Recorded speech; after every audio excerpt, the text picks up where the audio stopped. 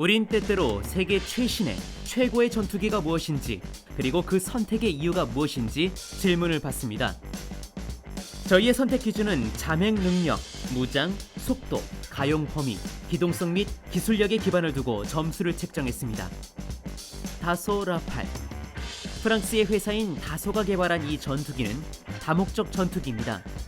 프랑스 공군은 현재 항공기를 대체하기 위해 새로운 제품을 찾고 있는데요. 그들은 비용을 줄이기 위해 다른 유럽 국가와 계약을 체결하기로 했습니다. 하지만 계약이 무산되었고 그에 따라 자체적인 전투기 라팔을 개발하기로 했죠. 라팔은 2001년 처음 운행을 시작하였고 이후 세계 최고의 군용 항공기 중 하나로 패자되었습니다. JF-17 썬더, JF-17 썬더 또는 FC-1 샤오롱으로 불리는 이 기기는 다목적 전투기로 파키스탄의 노후된 공군기를 대체하기 위해 중국과 파키스탄이 합동해 현대적이고 또한 저렴하게 개발했습니다. 이런 이유로 JF-17은 파키스탄 공군에 중추가 될 전망입니다. 까다로운 테스트와 재설계를 마친 후 파키스탄 공군은 마침내 2007년 첫 번째 전투기를 받았습니다. 그 이후 파키스탄 공군은 JF-17을 중심으로 다양한 임무를 수행했죠. 2013년 파키스탄 항공단지가 있는 캄나 지역에서 JF-17의 두 번째 생산을 시작했습니다. 최신형 전투기는 공중급유, 항전 기능, 적재 능력, 데이터 링크 및 전자전 기능 등을 갖추고 있습니다. 헐 테자스 파이터젯. 헐 테자스는 1964년부터 인도 공군이 사용해온 미그 21을 대체하는 전투기입니다. 조종사들은 헐 테자스의 높은 기동성을 칭찬하죠. 그들은 프로그램 운영 허가를 얻기 위해 열심히 노력했고 최근 4세대 인도 전투기의 생산이 시작되었습니다. 유로파이터 타이푼. 오늘 이야기하는 모든 전투기 중 타이푼에 관한 이야기는 가장 흥미롭습니다. 에어버스와 BAE 시스템 그리고 이탈리아 회사인 레오나르도의 공동 합작으로 타이푼이 개발되었습니다. 1983년 개발이 시작된 후 1994년에 첫 공식 시험 비행이 시작되었습니다. 그러나 타이푼 개발은 지체되게 됩니다. 베를린 장벽이 무너지고 독일 정부가 큰 변화를 겪은 후 수상은 그 계획을 취소하기로 했습니다.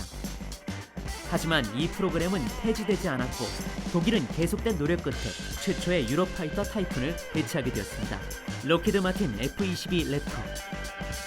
세계 최초의 5세대 전투기인 F-22 랩터는 2005년 운항을 시작했지만 미국 정부는 2011년 이를 돌연 취소했습니다.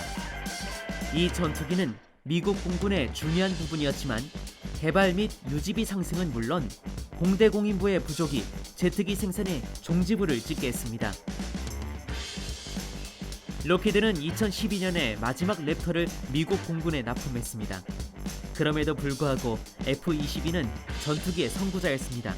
F-22는 슈퍼크루즈, 스텔스, 센서 융합을 결합한 최초의 전투기였죠. 미쓰비시 X2 신신. 미쓰비시 X2 신신은 독특한 5세대 테스트 항공기일까요? 그렇습니다.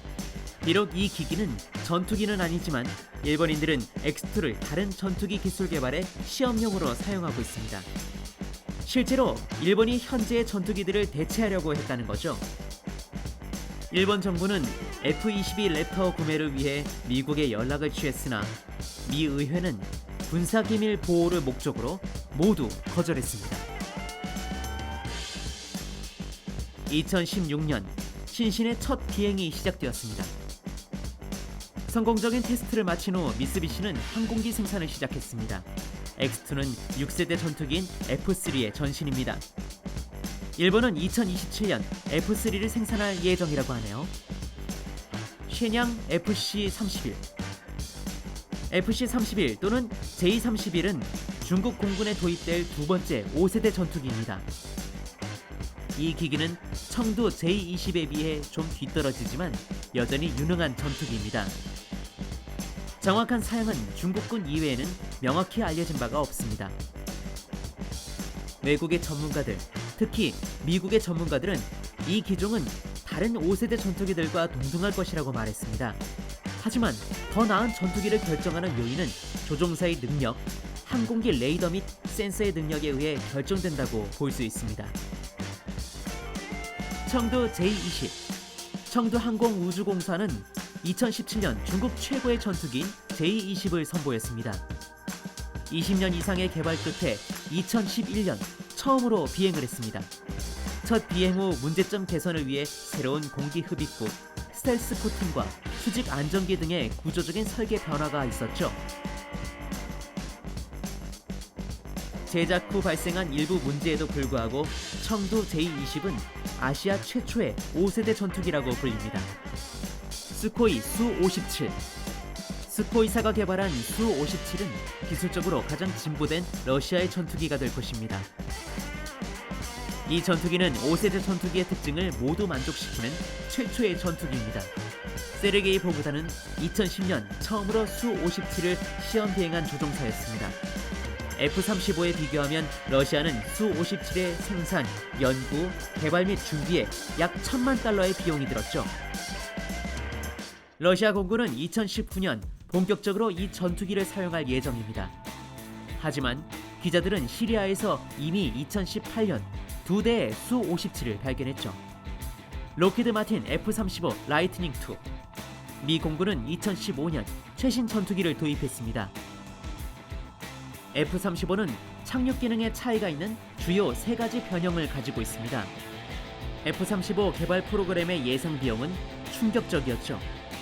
미국 정부는 이 전투기에 무려 1조 5,080억 달러를 썼습니다. 하지만 록히드는 미 공군이 2070년까지 이 전투기를 사용하지 않을 것으로 예상하고 있습니다. 반대 의견이 있긴 하지만 F-35는 현재 가장 기술적으로 앞선 전투기라는 점은 부인할 수 없습니다. 보잉 FA-18EF 슈퍼호넷. 현재 슈퍼호넷은 미국 해군의 주요 멀티롤 전투기입니다. 이 기종은 항공기와 지표의 목표물을 모두 공격 가능한 항공모함에 기반을 두고 있습니다. 슈퍼호넷은 호주에서도 주 전투기로 운용되고 있습니다. FA-18EF는 FA-18CD 호넷에 보다 크고 성능이 뛰어난 파생 모델입니다. 슈퍼호넷에는 새로운 엔진이 장착되었죠. 또한 주요 거점이 추가되어 더 많은 미사일을 운반할 수 있습니다. 이 항공기는 연료의 내부 저장소가 넓어 사거리 역시 넓어졌습니다. 슈퍼호넷의 항공 전자술 역시 개선되었습니다. 이 항공기의 레이더 단면을 줄이기 위해 몇 가지 조치가 취해지기도 했죠. 맥도넬 더글라스 F-15 이글. F-15 이글은 적의 방어를 뚫기 위해 구한된 특수 공군 전투기입니다. 30년 이상 사용되긴 했지만 여전히 가공할 전투기로 남아있죠. 이 항공기는 100명 이상의 에어킬을 기록했고 가장 성공적인 냉전시대 전투기 중 하나로 평가받고 있습니다. F-15는 무기와 전자장치를 갖추고 있어 적 통제 영공에서 작전을 수행하는 동안 적 항공기를 탐지, 습득, 추적, 공격할 수 있습니다. 이 전투기는 광범위한 공대공 미사일을 탑재하고 있으며 기동성이 뛰어납니다. 강한 고속 기동성 역시 가지고 있는데요. F-15는 지속적인 수정과 개량을 통해 끊임없이 발전해왔습니다.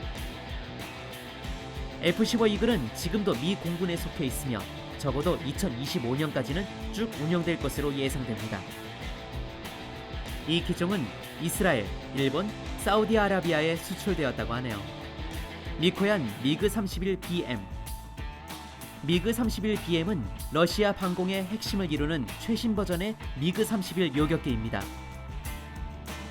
개선된 미그-31BM은 지상 공격 능력을 탑재해 진정한 멀티롤 전투기로 거듭났습니다. 2010년 러시아 요격 미사일을 미그-31BM의 표준으로 업그레이드하는 프로젝트가 추진되었습니다. 2017년까지 총 110대의 항공기가 개량되었다고 합니다. 이 개량 프로젝트는 구형 항공기의 수명을 15년 이상 연장시켰습니다. 현재 작동 중인 모든 미그-31이 차차 업그레이드될 예정이죠. 이 항공기는 장거리 요격, 정밀 타격, 방어 억제 임무를 수행할 수 있습니다. 두 조종석 모두 고급 디스플레이를 갖추고 있어 조종사들이 정밀 유도탄을 배치할 수도 있습니다.